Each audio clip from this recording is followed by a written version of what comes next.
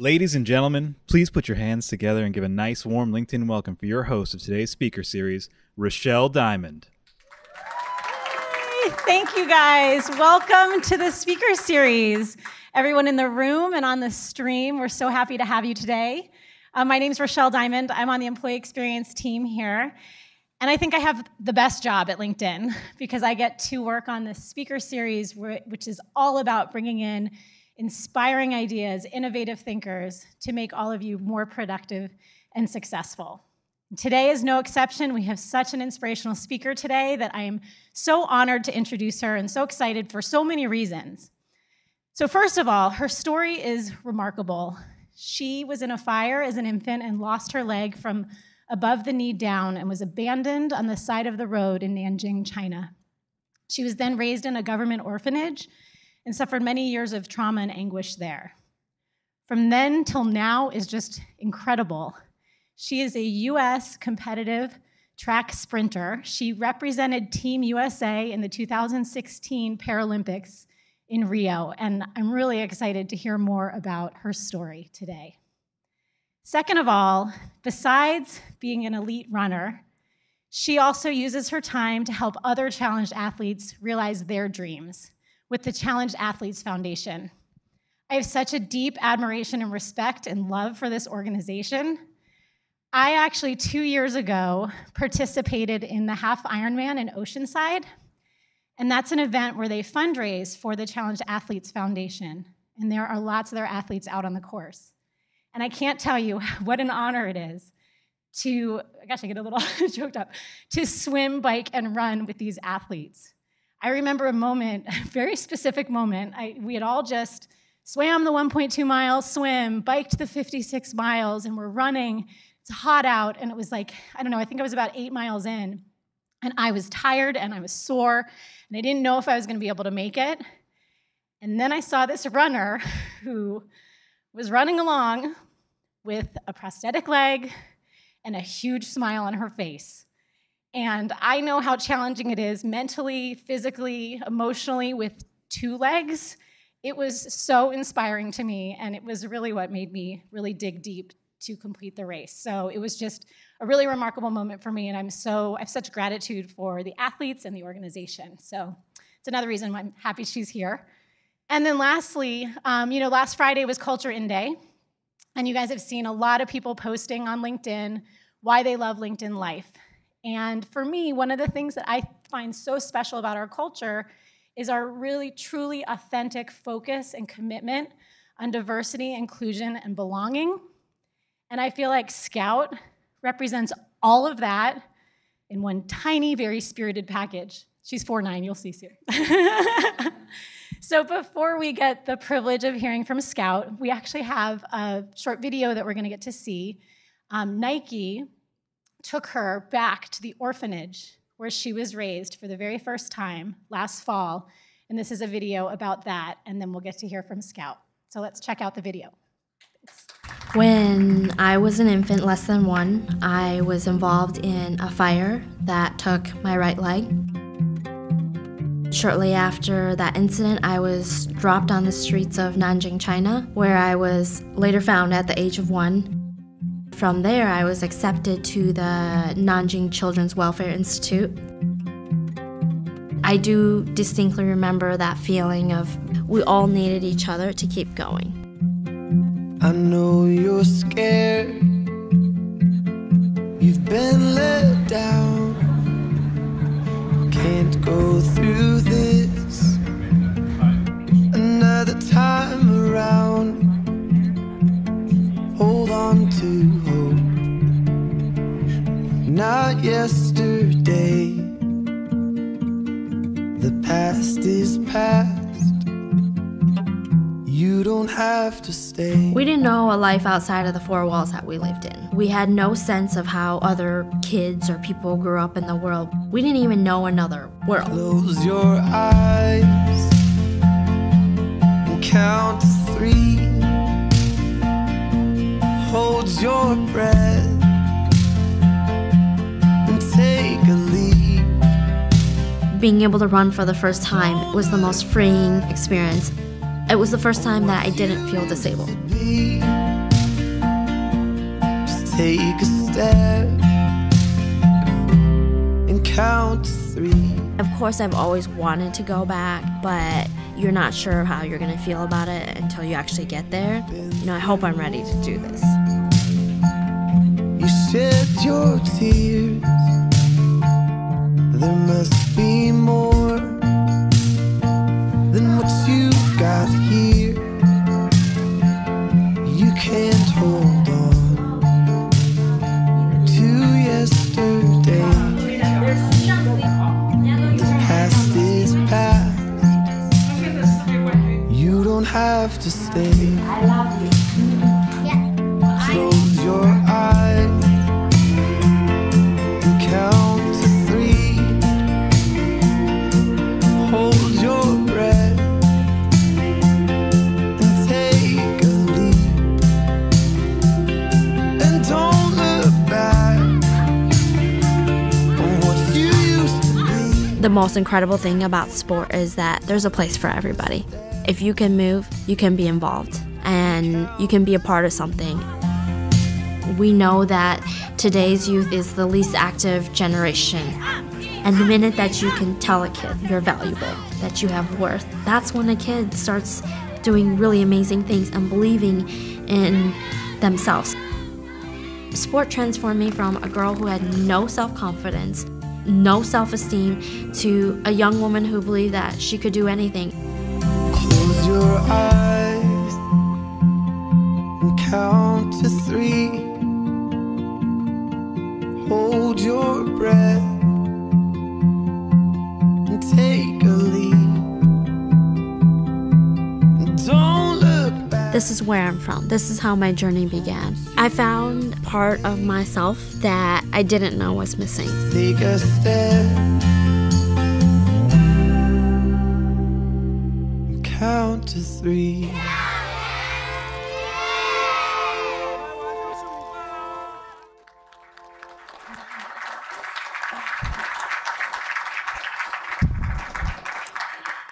Well, good morning, everyone. Thank you so much for having me. As you can see, that tells quite a bit of my story and my origins, but I'm so excited to be here with you today and share a lot more of what's happened since those years in China and what I'm doing now, and something that I'm so passionate about. So as you have seen in the video, my story begins in Nanjing, China, which, just for a geographic reference, it's about 5 hours south on the train from Beijing on the Yellow River, and very close to Shanghai. And when I was an infant, I was involved in a fire that took my right leg, and shortly after that, I was just left on the street and found at 1.5 years old, already with my right leg missing. And I was then accepted to the Nanjing Children's Welfare Institute, which is a government-run organization or institution for children with physical disabilities or mental disabilities, or just children that weren't wanted. And at the time when I grew up in China, this was still during the age when China had enforced the one-child policy. So when I grew up in the orphanage, it was flooded with young girls, or infant girls, and not necessarily that had a disability, but just that if you only had one child and the first child, or you just gave them away until you had a boy, the girl. So it's changed quite a bit since then, but that's the era and the time that I grew up in that orphanage. And I want to talk a little bit about my experiences there. When I was growing up there, we had no access to television, books, radio, music, nothing. And we lived very isolated lives. And by isolated, I mean we never left the orphanage, once in almost 8 years that I was there. So my world was just so small, and everything that happened in those four walls was the only life that I knew. And I grew up thinking that all children grew up in the same conditions and under the same situation and experienced the same life that I did. I didn't know that it was any different. And I can remember, just even as a young girl, wondering if I would ever make it out. Like, what was my future gonna be? And I was extremely malnourished. We ate just a tiny bowl of rice every day, and we didn't have the proper nutrition, and I was physically very petite and very weak. And I just remember feeling physically weak in that way, and thinking, I don't know how much longer I'm going to be able to keep going, to be able to keep living. And certainly had, as the years passed on, you would see the kids leave. And it took me a while to figure out that at a certain age, you were ushered out of the orphanage. And at that time, it was 10 years old. You could only stay there until you were 10. And then they just put you more or less back out on the street. And so I started to see my friends, my family, other children leaving as the years went on, and thinking, well, I know I'm going to probably end up leaving this place, but I don't know where, right? And really the only future that I had was a life back on the streets that I came from. And so just this hopelessness and this despair of, how much longer am I going to be able to go, and what kind of future do I have, if any at all? And I had never even really thought of the concept or the idea of adoption. I mean, obviously, I didn't grow up with parents, so I didn't know what that meant. And I was so fortunate that when I was 7 years old, almost 8, I was adopted by a couple from northern Michigan. And let me tell you a little bit about my parents. So, mind you, I've never left the orphanage once, right? In those 7 years, I have not seen, any sort of media. And my dad is about 6'3", and he's bald, and they're Caucasian, and my mom has blonde hair and blue eyes, and I had never seen white people before, up until the day that I was adopted, and that was such a terrifying experience. I'm like, I'm pretty sure if there's such thing as being abducted by aliens, this might be it. Like, I had never even seen someone that wasn't Asian, not even in a picture, not even on TV. I mean, I really thought these are different species of people. And so it was just very traumatizing, like I'm being taken away by these people, and you just, the unknown, right? And when I had left the day that I left the orphanage, nobody sat me down and told me what was happening, where I was going. And certainly when my parents did, I had no reference of that. And I didn't even know where America was. I didn't even know another life. And so it was such a heart-wrenching experience to leave behind the only place I'd ever known my whole life. The other orphans, that was my family, and to leave and come to a place that I had never heard about or known about was just traumatizing, especially as a young child. And so I came to America, and I weighed all of 22 pounds. So I tell you that I was physically very weak, and so, almost at 8 years old, 22 pounds. And I didn't speak a word of English. We never received any sort of formal education, even in Chinese, in the orphanage. And so I came here to a small town in northern Michigan called Harbor Springs, and it's a town of 1,600 people. So real small town. Like, we had one traffic light. And my parents decided, well, we're just going to put her in school right away, and she needs to learn English, she needs to be with other children, just what any parent would do. Except that I had never received an education, so I didn't know what going to school was like. I didn't even know the concept of getting an education. And I had never really been around other kids that didn't look like me, that didn't come from my background.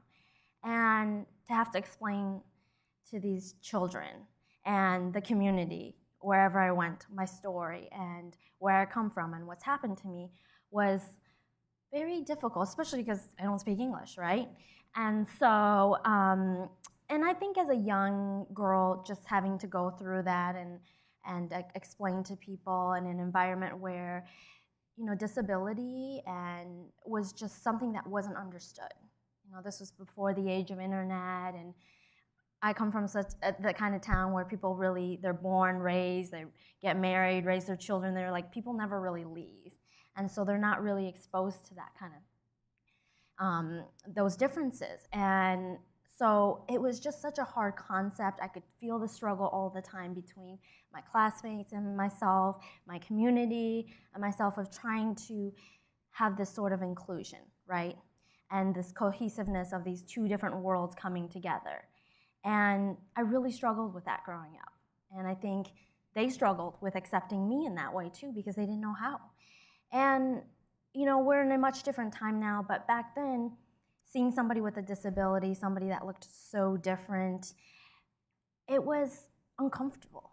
People were uncomfortable by that. My classmates were uncomfortable to have me around, to include me. And so there was a lot of exclusion, not only in school, but in social environments.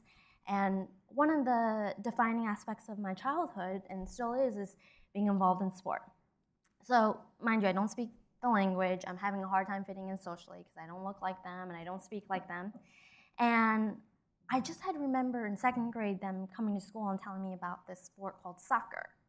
And I had never grown up seeing sports. I didn't even know what sports was. And they just, you know, showed me that they kick a ball around, and they were saying how much fun they had. And I went home and told my parents, I want to sign up for soccer. They're like, really? I'm like, yeah, I don't even know what it is, but sign me up. And so they signed me up for youth, you know, the youth soccer, and you know, here I was so excited because at that point I was 9 years old, and you would never know this now, but I was very reclusive growing up. I was very painfully shy and timid, and so it was a shock even to my parents that I wanted to go do something outside of school, you know, something different. And they're not athletic in any way, like not a gene of athleticism in them. And so, you know, they were like, okay. And signed me up, and, you know, I found out that I was always welcome to show up and to be there, but I was not always welcome to be included. And that meant that I sat on the bench countless seasons and years.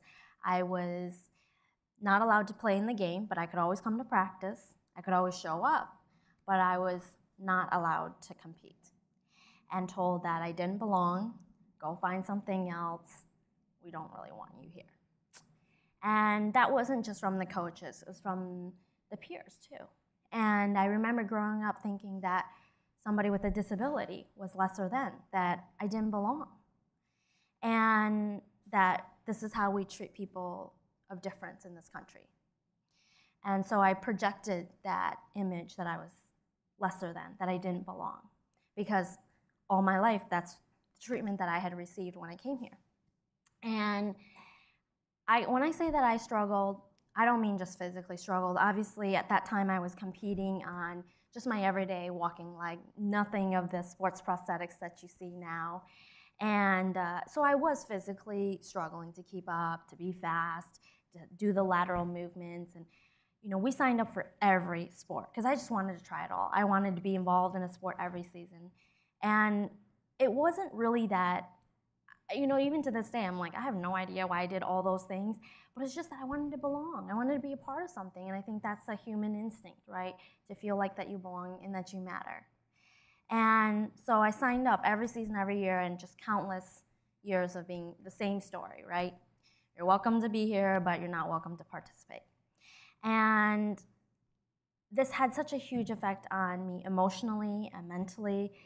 I was very depressed. You know, I was very down, and I remember in 8th grade, I wrote my softball coach this, remember when you had those like perforated lines, one sheet, and you know, and you had the little dotted lines? I filled up that entire sheet, and I wrote to her this letter of why I was quitting softball, and basically that I didn't like the way she treated me, and I didn't like the way the team was treating me, and you know, I was going to finally give in to her and what she wanted, right?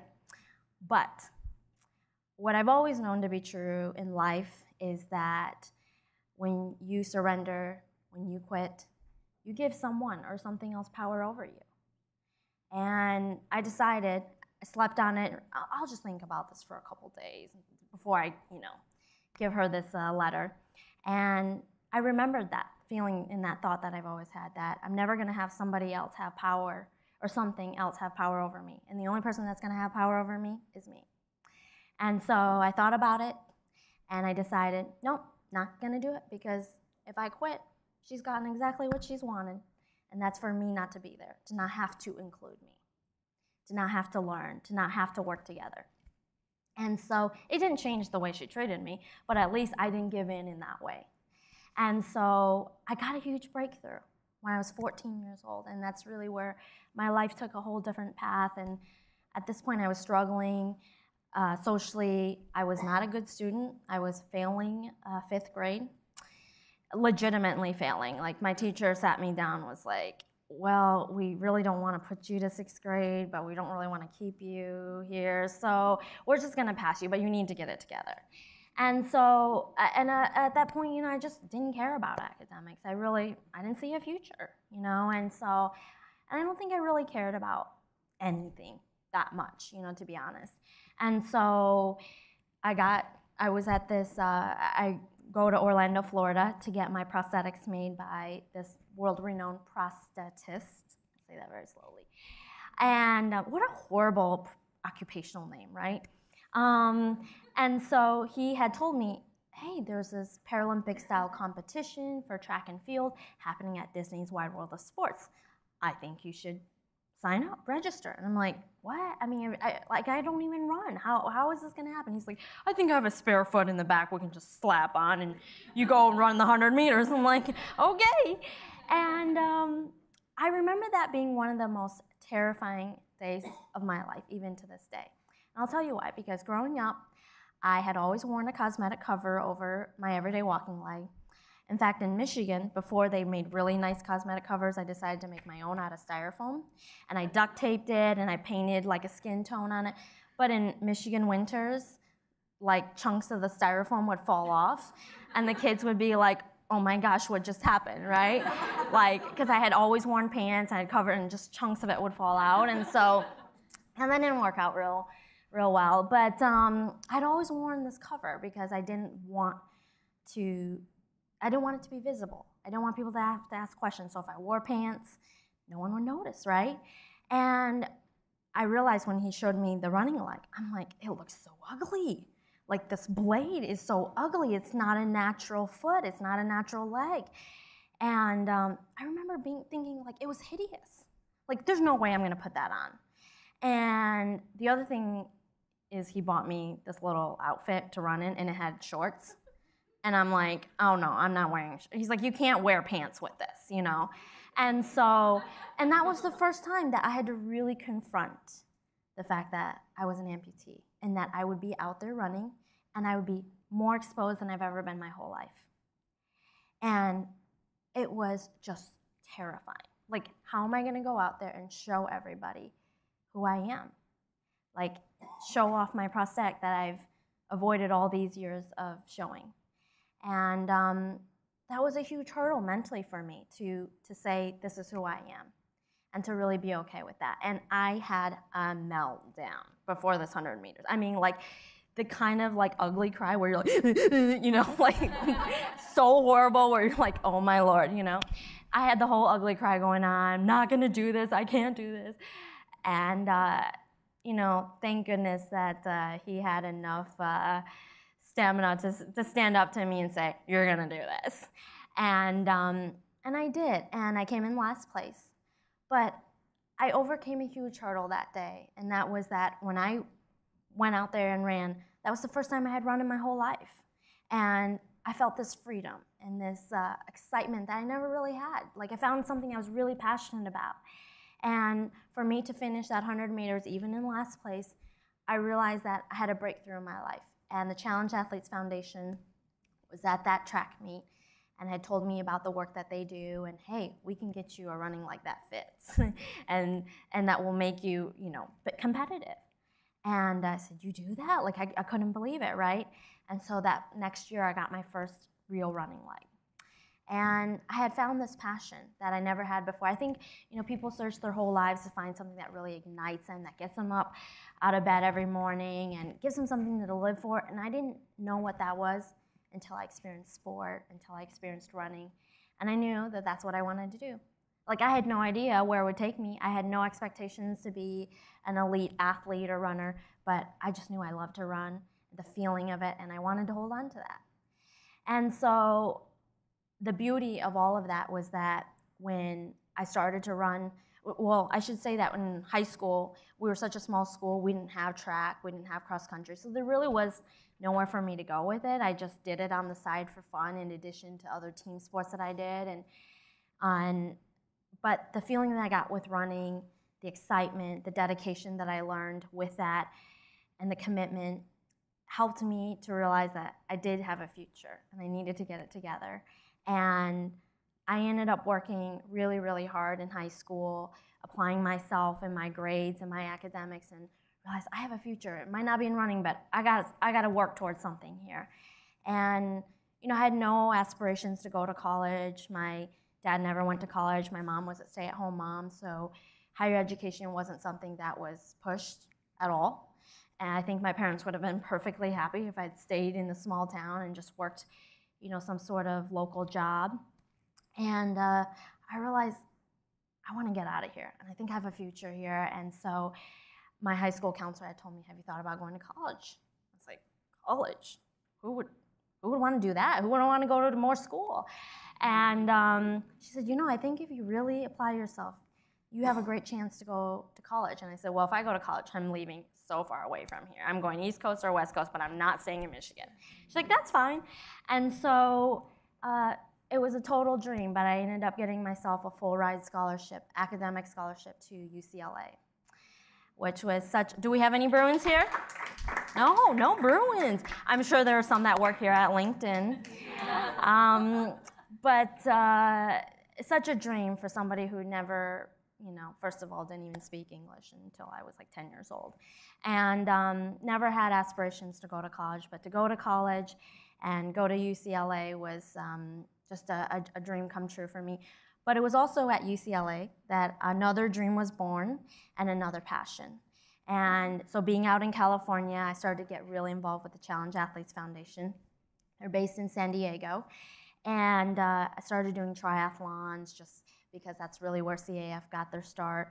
But I started to realize that I had a passion to give back to young kids who had physical challenges. And I wanted them to experience the same things that I got to experience, but not till later on in my life.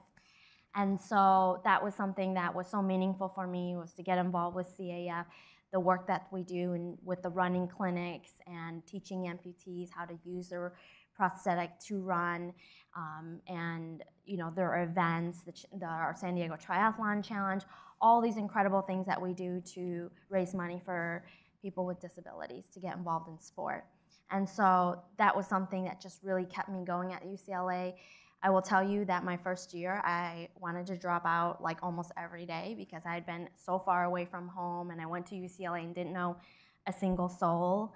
And to be honest, that was also the first time that I had been around that many Asians since I was in the orphanage. We have this joke that UCLA is the University of Caucasians lost among Asians. I had heard that the first day I was there, and I'm like, now I understand why. That makes so much sense. But it was such a foreign feeling for me, and this town I come from, we're real conservative. I mean, it's heartland of America, and to come to liberal, wild California was like a culture shock for me.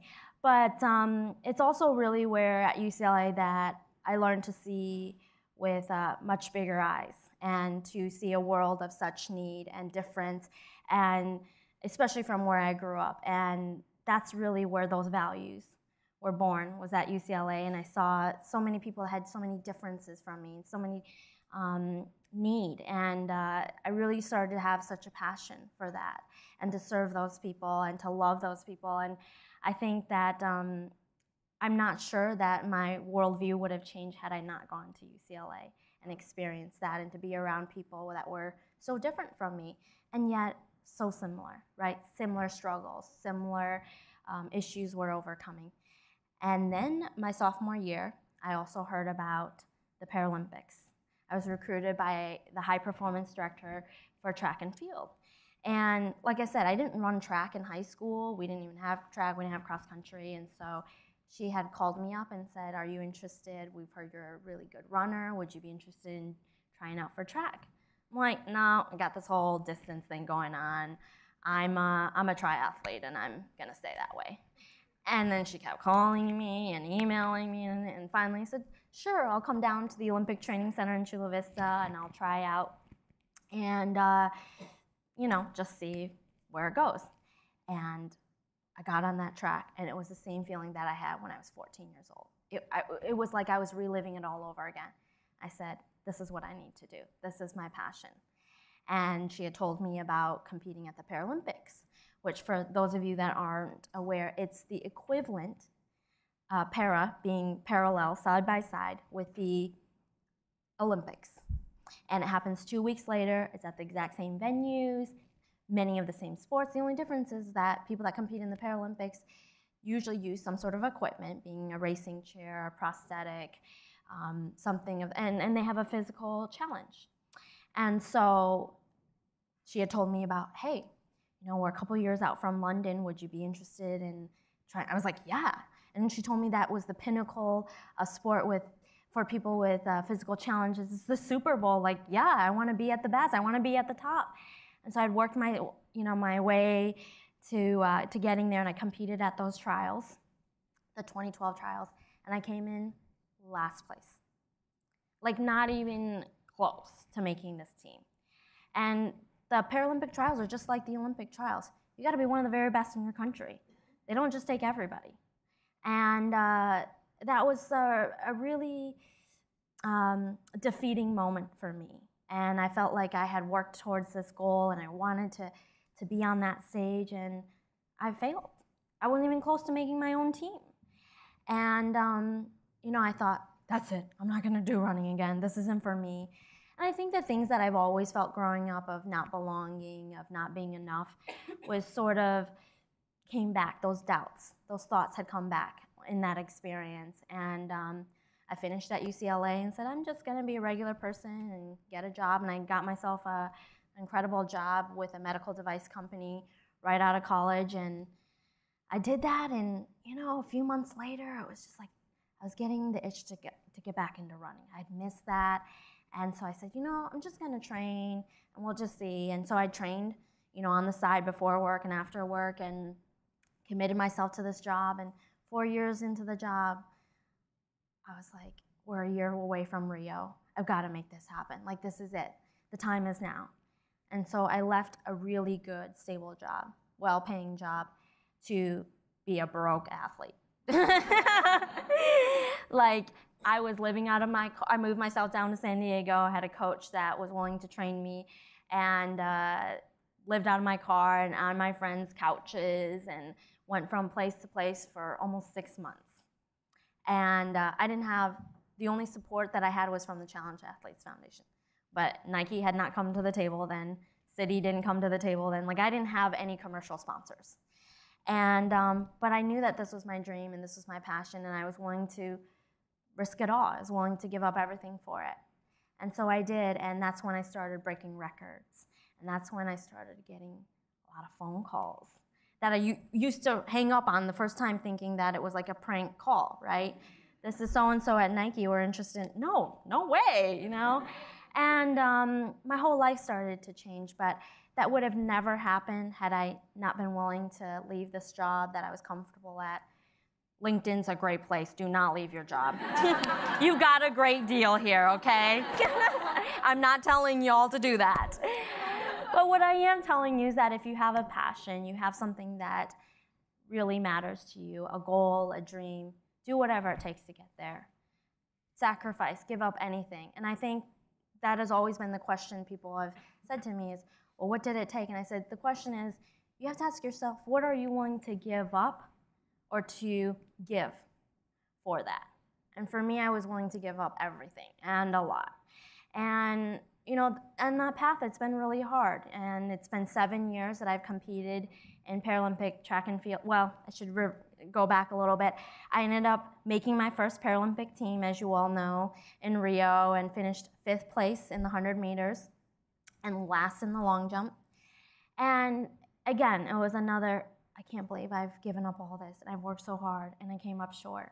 I didn't even get on the podium.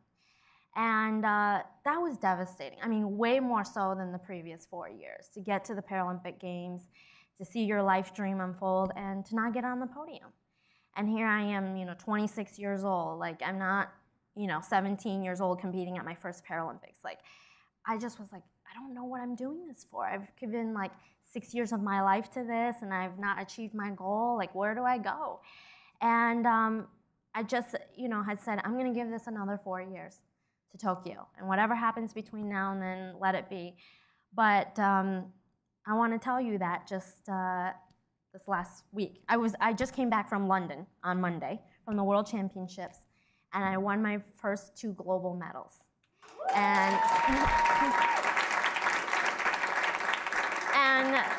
the very first 2 medals for my country, for Team USA ever, in my event and in my class. And I was so proud and so humbled.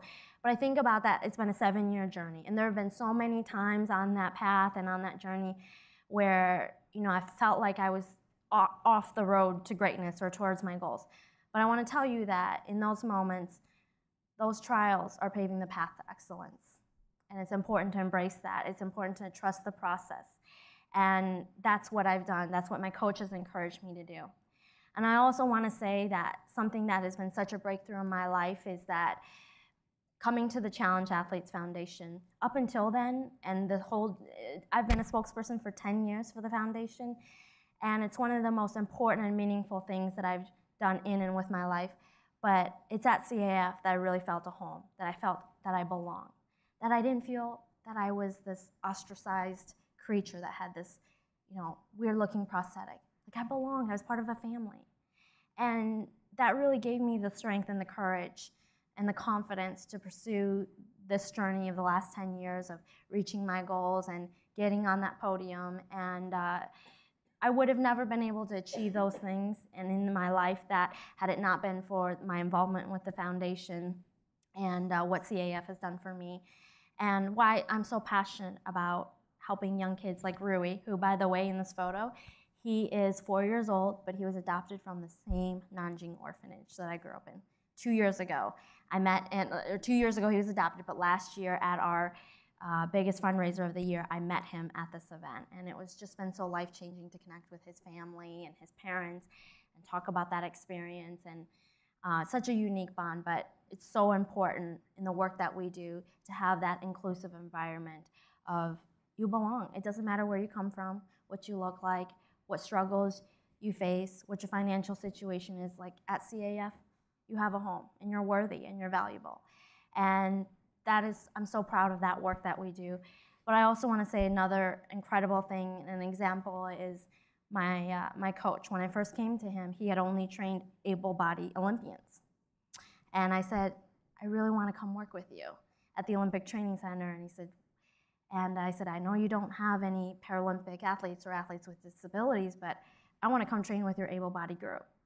And at the Olympic Training Center, there actually is a Paralympic resident program. But I didn't want to just train with Paralympic athletes or athletes with disabilities. I wanted to be part of an environment where whether you were disabled or not, like we're all together, we're in this together. And he was so welcoming, and he said, yeah, I'd love to have you. And that was just such a huge moment for me to realize that I could train along able-bodied athletes. I was accepted, I was welcome, and it's become such an incredible group and family. Like, we all have so much to learn from each other.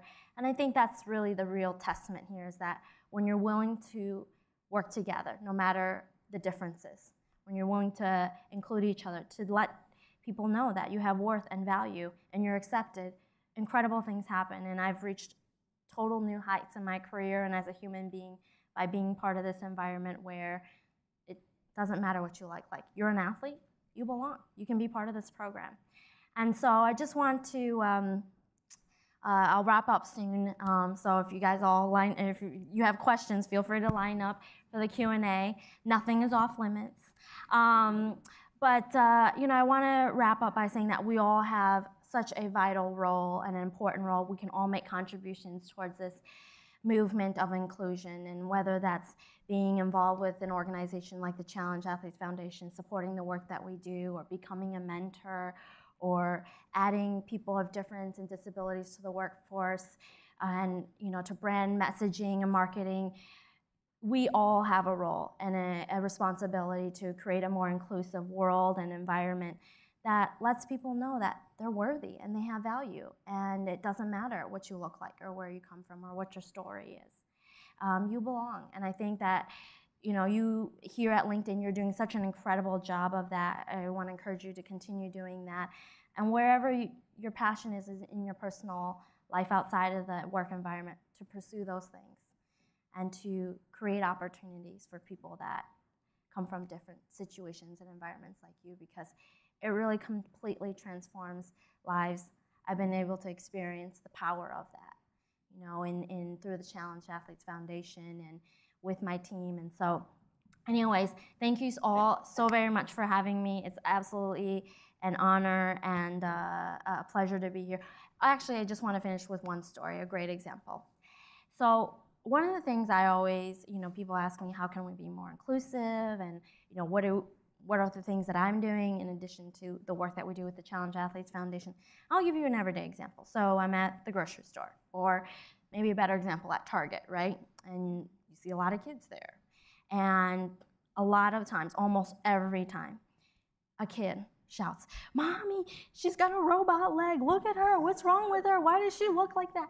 And, you know, and you see the parent that's saying, "Shh, be quiet. Get over here, Johnny. Don't bother her. Don't say nothing." And, you know, the parent's embarrassed. And they don't want the kid, you know, they want the kid to basically be quiet. And I always am so disappointed with that. And it makes me so sad, because that parent is projecting how they feel. Maybe not really, but like if they're hushing up the child thinks that there's something wrong with somebody that looks like me, right? And they feel like it's something to be feared of, because the parent is pushing them away from a learning opportunity there. And so oftentimes I'll go up, or I'll say, "No, it's okay. He can come up. He can ask questions. He can take a look at it. He can touch it and ask, you know, whatever questions," because I want that child to grow up and to see that it's okay. It's nothing to be feared of. It's not ugly. It's not something to run away from. And so that's just a great opportunity of every day, something that when you know, I know all of you are pretty young here. Maybe you don't have kids, but you know, when you see those, or just in your own life, in those situations where there's something, most times, you know, it's always good to ask, "Hey, is it okay if I talk to you about?" And some people will say no, they don't want to, and that's okay. But I think more times than not, you're going to find that they want to have that discussion. They want to inform you, and the curiosity is there, and that's okay. That's always a good place to start.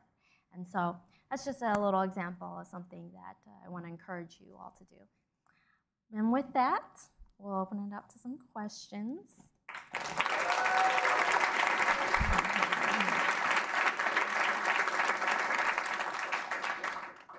Hi, Scout. Thanks for coming to LinkedIn. So I have two things from the stream. So the first one was, I don't have a question, but just want to say your story moved me to tears, so love and hugs. So that was the first one. We didn't have any clinics here, sorry. I know. I know. They're crying at their desk. And the second one was, tell me more about your role at CAF as a mentor to young kids.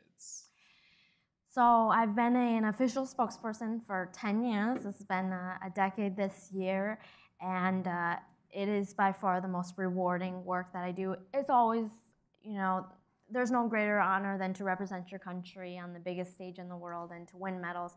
Of course, as an athlete, that's what you set out to do. But even if I had never had any of those medals, I would say that being involved with CAF has been by far the best thing I've done with my life. And it's all I've really needed, you know, to validate who I am and where I am and the purpose that I have. And so we do a lot of things. First of all, we have a lot of events you can check out on our website. We have events really all over this country, that fundraising events that we put on.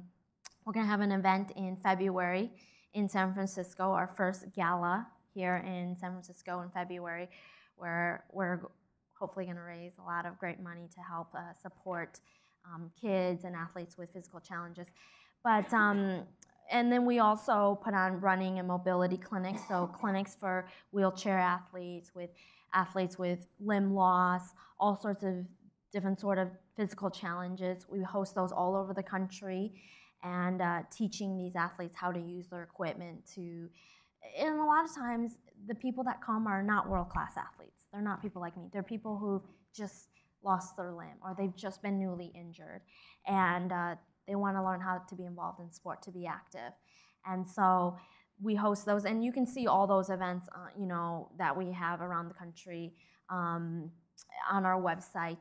But for me, it's really the personal connections. It's the connection with Rui and his family. There's a lot of families that I'm involved with, and I spend a lot of time of my own personal time throughout the year, because growing up I didn't really have role models. I didn't have people that looked like me, that were invested in my life and showing me the way. And so for me, it's so important to be involved with these kids and their families.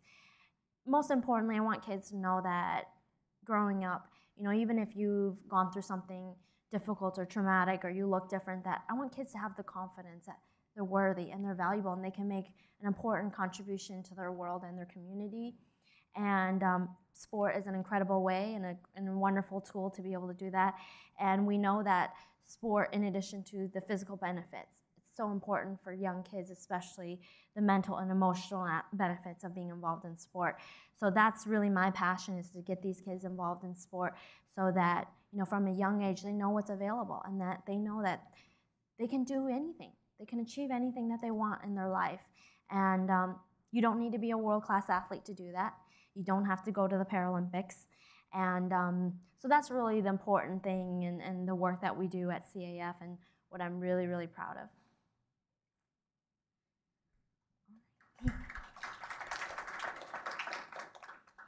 Hi, Scout. I had a question. So you are an inspiration to so many people, and a huge inspiration. And you mentioned a bunch of important people in your life. I was wondering if there's one or a couple that were particularly inspiring to you to be able to overcome so much. Well, certainly, and I know I talk a lot about this, but it's so true. Like, not only is CAF obviously a charity that I'm so passionate about, but the people have become so personally a family for me, and I'm really close to many of the people that have worked there and are there. And so that's something that's been, over the last 10 years, has been huge in my life, believing in me when I failed and when I didn't reach my goals. Their constant faith and belief in me has really changed my life, and that's been huge. My coach, he's actually a world-class athlete himself. He was a 3-time Olympian, world champion, won multiple medals at the Olympic Games. He's a 110-meter hurdler, he was. And he's really transformed the way that I train, the way that I look at myself as an athlete. What he's taught me is that it's far more important to work on the character traits of a champion, the hunger, the perseverance, the patience, than it is to work on the physical capacities. Because you could train all day long physically, but if you get to the starting line and you just break down mentally, you don't have the character traits of a champion, you're not going to reach your goals. You're not going to be on that podium. And I think up until working with him, I hadn't really understood that aspect of being a champion. And so he's been really, really important to me. And on a track level, Allison Felix there's no greater champion or example than her. Total class act. I've really emulated a lot of what I do in my career after her. I'm really inspired by the way she goes about her profession and her life. And so, but of course, my whole tribe, my family, my friends, just been huge role models for me. And the man who really got it started all for me, and that's the gentleman who makes my prosthetics. At 12 years old, he really sort of birthed the idea that I could be an athlete. And he himself was an All-American football player at the University of Alabama. And he had told me, I think you can be an athlete. And I really didn't believe in that idea until I had gotten involved with CAF. And so, but since then, he's been a huge part of my life, and not only supporting me and believing in me, but always thinking of new ways to better the technology, the fit. We're always constantly looking at what's out there and fine-tuning our craft. Hi, I have a 2-part question. One, this was a super inspirational story, so thank you so much for coming. For all of us listening, people on the stream, first part of the question is, if we're not able to make the gala in February or be a mentor, how can we help the Challenge Athletes Foundation, maybe in a smaller sense, or that would be great to know. And then 2, I'm an athlete myself, but I think that everyone that's in a job has, a big meeting or a conversation that they maybe fell short with, or a project they were working on that they could have done better on. And I feel like you've overcome such adversity in your life. But as an athlete, I'm curious what you do when you've experienced some adversity or not gotten that medal, like what you do to reset, whether it's like meditating or, kind of reading, reflecting a journal. I'm just kind of curious how you kind of reamp yourself up for that next call, for that next race. Okay, so to answer your first question, to find out about all the work that we do and all the things that we're involved in, challengeathletes.org is a great start to see. It's our website to see where we are. But of course, you can always donate at donatecaf.com.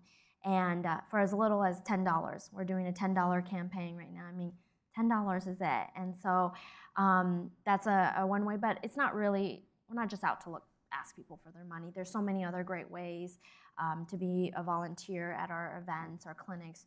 We had an event not too long ago here in San Francisco, about 6 weeks ago at Kezar Stadium, and so putting on our clinics, we've had clinics here in San Francisco, but also any event that you do, like whether you do the Alcatraz Triathlon or the San Francisco Marathon, any event, any sporting event that you're involved with that you want to participate in, you can fundraise for CAF in that way too. It doesn't have to be one of our signature events.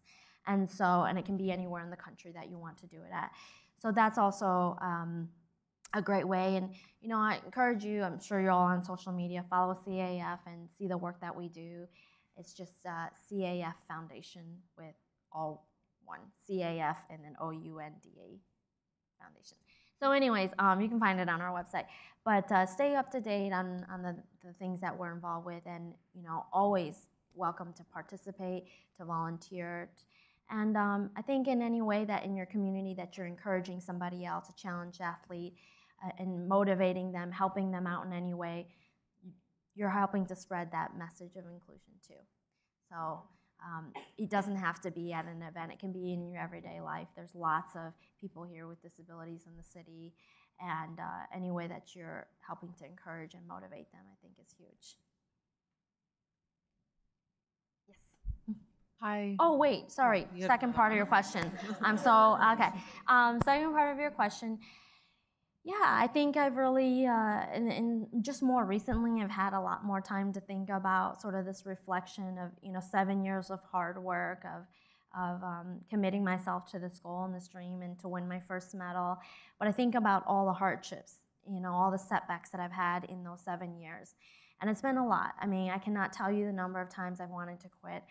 I finished 10th in the long jump in Rio, and I was about ready to quit on that event for the last few years, and my coach didn't let me in, to win a medal at the World Championships, and that event was just such a dream. But the important aspect of that is that you have to first know where you want to go.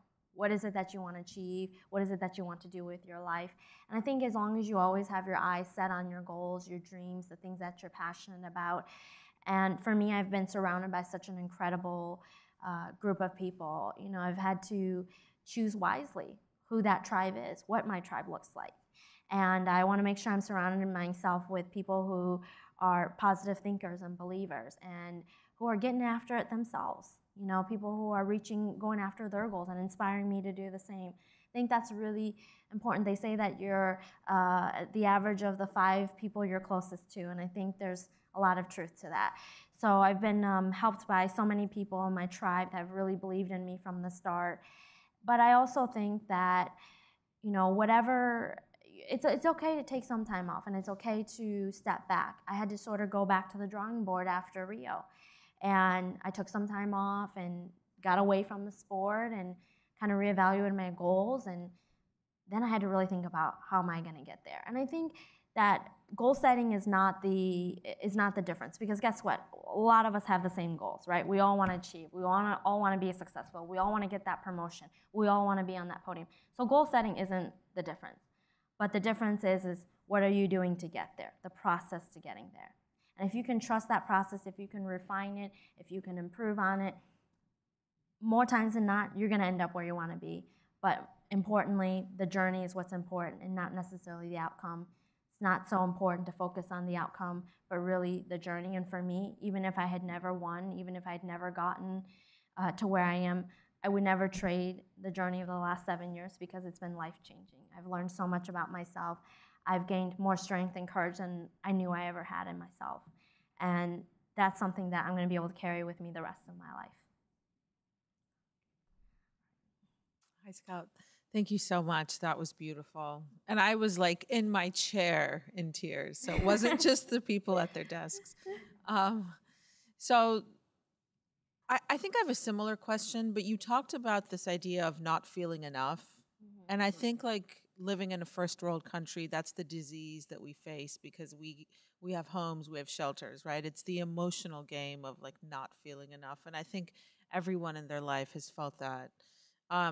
What was like the very first step you took to overcome that? You know, like if you can remember a peak moment in your life that helped you realize like, I accept this and I am enough. What was that time? Well, first of all, that's been a lifetime journey. And I think will continue to be. I think we're always going to have those moments of feeling like we haven't done enough or we're not enough, and especially in this social media age. So easy comparison, right? So-and-so has this, so-and-so looks like this, and it's always the best version, filtered version that you see of people's lives, right? And, well, I don't look like that, and I'm not doing that, and I'm not saving the world, and I haven't achieved X, Y, Z. And I've felt this throughout my life countless times, and I think the sense of not belonging and has been very true for me, and it's a lot of the demons that I've had to battle within myself. But something that has been important for me to remind myself of is that it's not really, no measure of worldly success or achievement can define you. And you look at all the people, right, who've had the most success at the top and how unhappy they are, how unfulfilled they are. So you will never feel like you're enough if that is your end goal, right, of achievement, of success. Those are not really the things that define who you are as a human being. And for me, I've had to remind myself of that. It's not how many medals I've won. It's not the records that I've broken. But who am I as a human being? What am I doing to serve others? And the character traits of being a champion in that way, not just on the track, but in my life, has been the things that I've needed to remind myself of in the work that I do with the Challenge Athletes Foundation. That's far more fulfilling than any worldly achievement. And but I'll give you a great example. You know, going into Rio last year, I picked up Nike as a sponsor and Citibank. And in the world of Paralympics, to be a sponsored athlete it's almost unheard of. Very, very few athletes get sponsored, and very few Paralympic athletes are able to do it for a profession and a living. And so I received a lot of criticism, a lot of heat from teammates and people with, well, why does Scout Bassett get this and that? And she's on, you know, she's just a pretty face, and you know, but she's never achieved anything. She's never won when it's counted. And I really internalized a lot of that, and sort of believed those things about myself. Like, I got all these great things, and yet I've never validated those. You know, I haven't gotten I haven't achieved enough to justify those things. And it's such a horrible mindset to have, because I had to think totally in a different way, that it's not whether or not you've achieved X, Y, Z. It's not the accomplishments, but really who you are as a human being, what you're doing out there in the world for others, what kind of contributions you're making. And those are the things that got me the success in that sense. And it wasn't the achievement. And so, but I will say, you know, winning my first 2 medals at World Championships this year lifted that weight off my shoulder, something that I've carried around with me for almost a decade as an athlete. And it's great to be able to go around and say, you know what, you can't say nothing about me now, because I am the whole package. No, I'm just kidding. But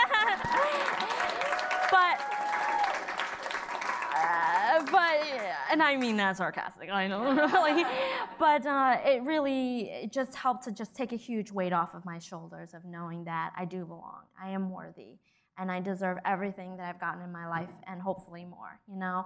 But you have to believe that about yourself. You have to see that worth in yourself to know that you deserve those things, that to go after those things, and it doesn't matter what people say about you. And so that's been a real struggle for me, but I really feel like it took such a huge leap in my life at London, at World Championships, and in my career, of putting that aside and saying, I'm just going to go out there and do what I do best.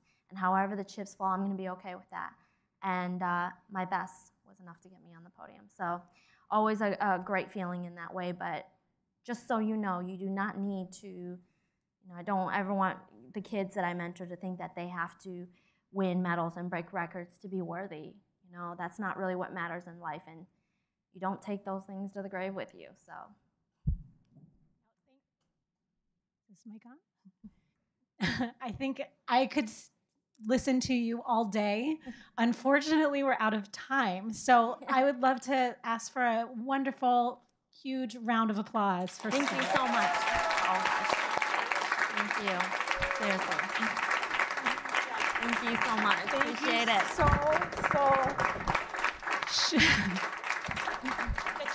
Thank you. It's like I don't even know where to start. She's a life lesson and a life inspiration over and over and over again with her stories. So thank you so much. It was such an honor to have you here. And as a thank you for Scout for coming and spending her time with us, LinkedIn's going to be donating $5,000 to the Challenge Athletes Foundation. Thank you. So hopefully we'll be able to help other children have access to sports as well. A big shout out to Andrew as well, Andrew Stein. He was the one that connected us with the Challenge Athletes Foundation and with Scout. So thank you for making this happen. Want to let you all know that we do post a replay on speakers.linkedin.com. If you want to tell your friends about it, they can see it. And we'll also have it as you're going to be on iTunes on our podcast channel, so you can let them know that as well. So, the other thing I wanted to mention was she had mentioned during the Q&A where you can donate. So if you are so inspired, it's donatecaf.com.